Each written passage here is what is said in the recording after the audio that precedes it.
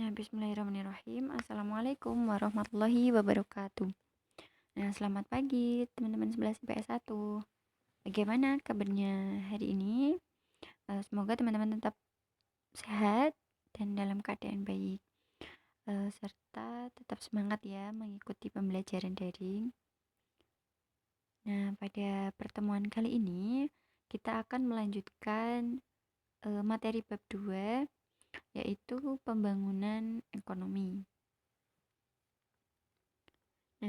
Namun sebelum itu ada quotes dari Abigail Adams. Itu pembelajaran itu tidak didapat dengan kebetulan, tapi ia harus dicari dengan semangat dan disimak dengan tekun. Hal ini mencerminkan kita ya yang sedang dalam proses menuntut ilmu. Jadi ketika kita menuntut ilmu itu ternyata tidak didapat dengan kebetulan, tetapi kita yang harus mencari, tentu dengan semangat dan dengan tekun.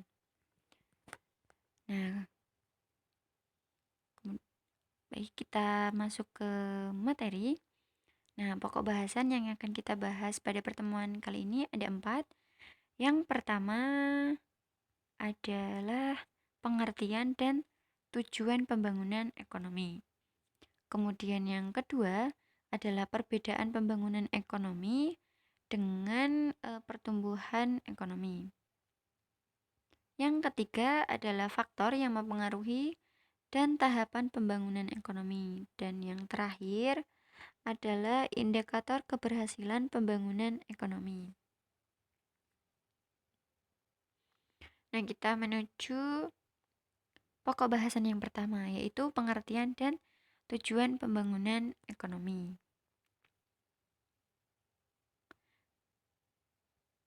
Pengertian pembangunan ekonomi. Apa sih pembangunan ekonomi itu? Di sini ada beberapa pendapat ahli. Yang pertama yaitu Michael Todaro. Michael Todaro itu berpendapat bahwa pembangunan itu diartikan sebagai proses dimensional yang melibatkan perubahan-perubahan besar dalam struktur sosial, sikap-sikap mental yang terbiasa, dan lembaga nasional, termasuk pula percepatan atau akselerasi pertumbuhan ekonomi, pengurangan kesenjangan, dan pemberantasan kemiskinan absolut. Kemudian pendapat yang kedua yaitu menurut Sadono Sukirno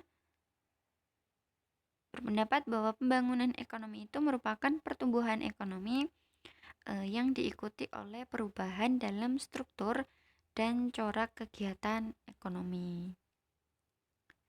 Jadi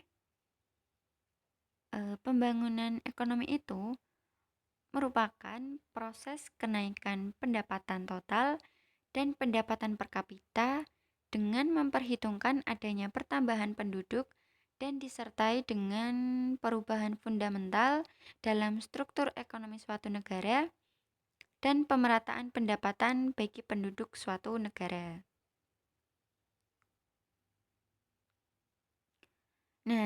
Selanjutnya adalah tujuan pembangunan ekonomi.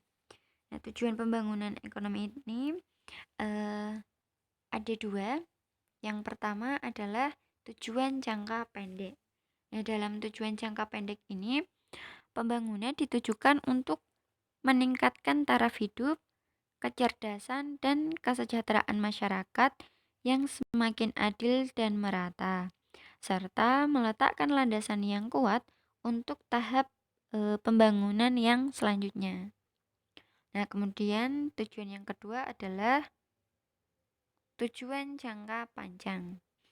Dalam tujuan jangka panjang, pembangunan ditujukan untuk mewujudkan suatu masyarakat yang adil dan makmur, yang merata, material dan spiritual, berdasarkan Pancasila di dalam wilayah Negara Kesatuan Republik Indonesia. Kemudian pokok bahasan yang kedua adalah perbedaan pertumbuhan ekonomi dan pembangunan ekonomi.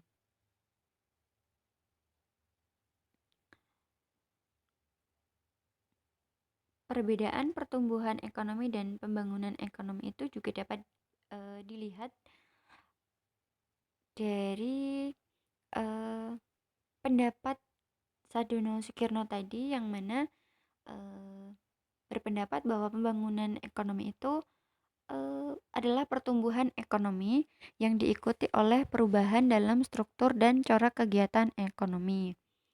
Yang mana hal tersebut dapat diartikan bahwa pembangunan ekonomi tak dapat lepas dari pertumbuhan ekonomi.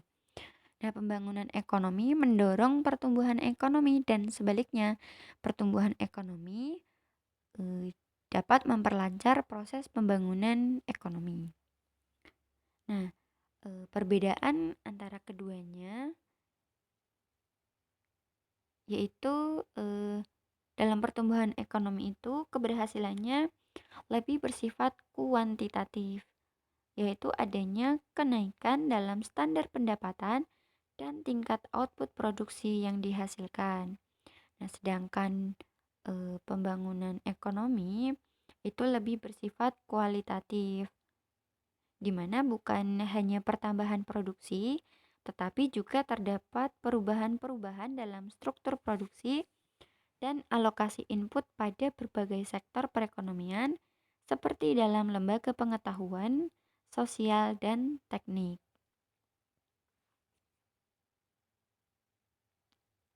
Nah, perbedaan antara pertumbuhan ekonomi dengan pembangunan ekonomi juga dapat dilihat dalam tabel berikut ini. Nah, pertumbuhan ekonomi itu ditandai dengan kenaikan GNP atau Gross National Product, tetapi tidak disertai dengan perubahan struktur ekonomi. Nah, sedangkan dalam pembangunan ekonomi, kenaikan GNP itu disertai perubahan struktur ekonomi. Kemudian yang kedua, pertumbuhan ekonomi itu tidak memperhatikan tingkat pemerataan dan kesejahteraan masyarakat.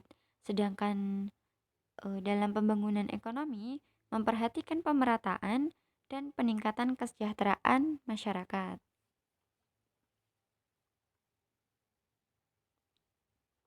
Kemudian pokok bahasan yang berikutnya adalah faktor yang mempengaruhi dan tahapan pembangunan ekonomi. Yang pertama adalah faktor yang mempengaruhi pembangunan ekonomi. Nah, faktor yang mempengaruhi pembangunan ekonomi itu ada dua faktor, yaitu faktor ekonomi dan faktor non-ekonomi. Nah, di dalam faktor ekonomi itu ada 4 faktor yang mempengaruhi pembangunan ekonomi. Yang pertama adalah SDM. Nah, manusia itu kan merupakan faktor paling penting dalam pembangunan ekonomi, karena manusia berperan dalam menciptakan teknologi baru selain mengembangkan teknologi yang sudah ada. Nah, agar pembangunan ekonomi itu berhasil, maka kualitas sumber daya manusianya juga perlu ditingkatkan. Nah, peningkatan kualitas itu dapat dilakukan melalui beberapa usaha. Yang pertama adalah dengan peningkatan ilmu pengetahuan dan teknologi melalui pendidikan. Kemudian yang kedua, peningkatan keterampilan yang sesuai dengan kebutuhan. Dan yang ketiga, kebudayaan atau adat istiadat, tingkah laku, dan cara-cara berpikir tradisional itu menjadi lebih modern. Kemudian faktor yang kedua adalah sumber daya alam. Nah, selain sumber daya manusia, pembangunan ekonomi juga dipengaruhi oleh sumber daya yang sebagaimana disediakan oleh alam. Nah, makin kaya suatu negara akan sumber daya alamnya, makin besar kemungkinan negara tersebut untuk melakukan pertumbuhan dan pembangunan ekonominya dibandingkan dengan negara yang memiliki sumber daya alam yang kurang. Nah, kemudian faktor yang ketiga adalah modal. Nah, modal itu dibutuhkan manusia untuk mengolah bahan mentah dari sumber daya alam tadi. Nah, pembentukan modal dan investasi itu ditujukan untuk menggali dan mengolah kekayaan. Kemudian faktor yang keempat adalah teknologi. Nah, teknologi itu mempunyai peranan yang sangat penting dalam pencapaian kemajuan di bidang ekonomi. Nah, teknologi itu dapat mempercepat proses pembangunan dengan meningkatkan efisiensi dan efektivitas dalam menghasilkan barang dan jasa. Karena banyak tenaga manusia digantikan oleh mesin-mesin otomatis, sehingga produktivitas menjadi sangat tinggi. Nah, kemudian kita beralih ke faktor non-ekonomi. Nah, dalam faktor non-ekonomi ini ada dua. Yang pertama adalah kondisi sosial dan budaya masyarakat. Nah, aspek sosial budaya dalam kehidupan masyarakat meliputi sikap, tingkah laku, pandangan masyarakat, motivasi kerja, kelembagaan masyarakat, dan hal-hal lain yang berkaitan dengan hal itu. Kemudian, faktor non-ekonomi yang kedua adalah kondisi politik. Stabilisasi perekonomian dari suatu negara sangat dipengaruhi oleh faktor politik. Nah, tanpa stabilitas yang kondusif dari suatu negara, eh, ekonomi itu tidak akan bisa berbuat banyak, terutama dalam hubungannya dengan posisi suatu negara dalam memperbaiki variabel-variabel ekonomi. Nah, selanjutnya itu adalah tahapan pembangunan ekonomi. Nah, secara umum, negara itu melalui 3 tahapan pembangunan ekonomi. Nah, tahapan yang pertama adalah tahap pertanian atau agraris. Pada tahap ini, pembangunan, mohon maaf, pada tahap ini itu sebagian besar penduduk bekerja dalam bidang pertanian atau agraris. Kemudian tahap yang kedua adalah tahap manufaktur atau industri. Nah, pada tahap ini, sebagian besar penduduk bekerja di bidang industri. Dan tahap yang terakhir, tahap ketiga itu di bidang jasa. Nah, pada tahap ini terjadi perpindahan tenaga kerja ke sektor jasa.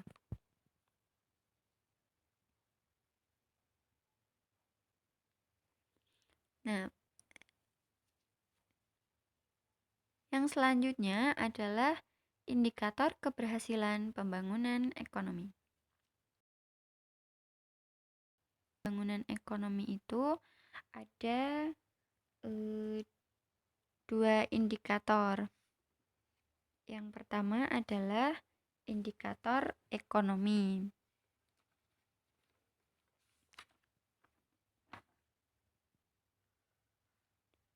Nah, di dalam indikator ekonomi itu ada beberapa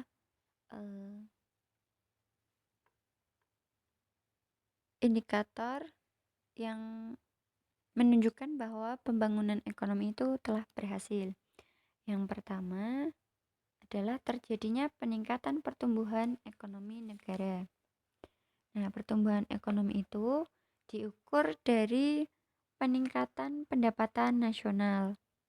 Nah, tingginya tingkat pertumbuhan ekonomi menunjukkan makin tinggi pula tingkat pendapatan nasionalnya. Jika pendapatan nasional suatu negara makin tinggi, tentu maka makin berhasil pula pembangunan ekonominya.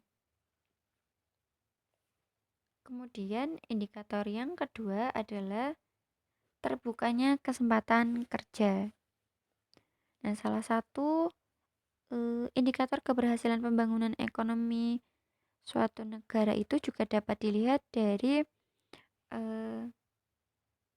tingkat terbukanya kesempatan kerja. Pembangunan ekonomi dikatakan berhasil jika kesempatan kerjanya itu tinggi.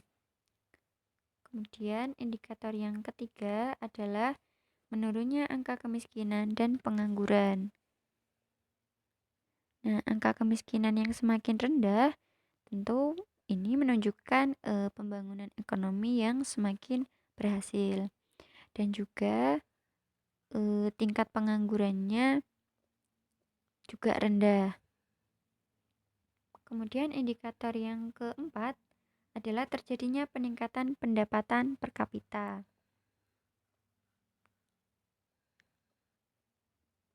Makin tinggi pendapatan per kapita suatu negara, maka dapat dikatakan pembangunan ekonominya makin berhasil, karena indikator real yang sering digunakan dalam pembangunan ekonomi adalah pendapatan per kapita. Kemudian indikator yang kelima adalah distribusi pendapatan yang merata.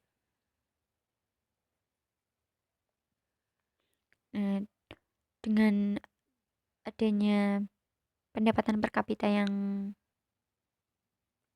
meningkat, tentu pemerataan distribusi pendapatan semakin merata.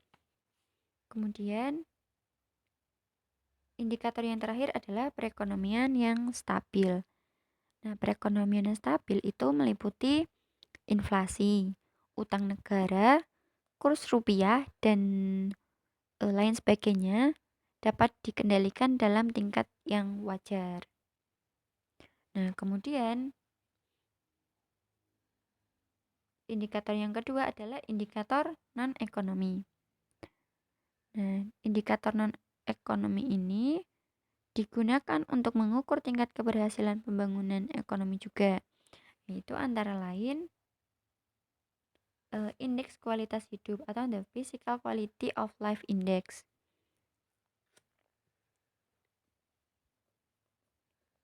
Nah, ukuran keberhasilan pembangunan ekonomi lainnya di samping secara ekonomi adalah indeks kualitas hidup. Nah, indeks kualitas hidup ini adalah indeks non-ekonomi yang merupakan kombinasi dari 3 indikator,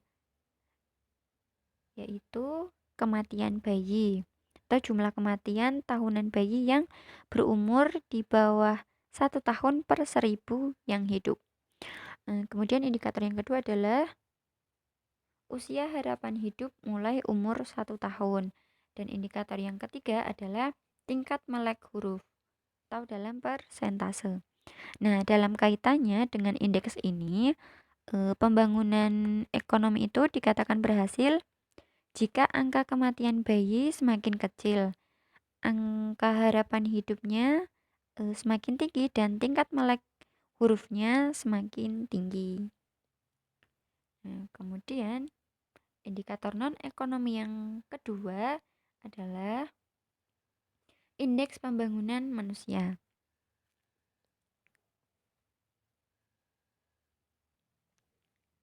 Nah, di dalam indeks pembangunan manusia ini juga terdapat beberapa indikator. Yang pertama adalah umur panjang.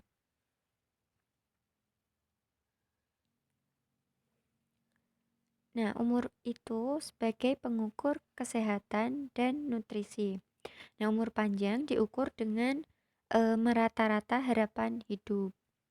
Kemudian indikator yang mendukung indeks pembangunan manusia adalah pendidikan. Kemudian yang ketiga adalah standar hidup. Nah, indikator standar kehidupan adalah GDP per kapita real dalam dolar.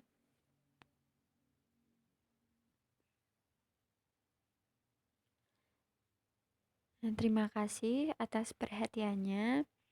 Apabila ada pertanyaan, silakan ditanyakan. Tetap semangat mengikuti pembelajaran. Jangan lupa untuk selalu bersyukur atas eh, nikmat yang sudah kita terima setiap harinya, nikmat masih diberikan kesehatan, masih diberikan umur panjang. Amin. Terima kasih. Wassalamualaikum warahmatullahi wabarakatuh.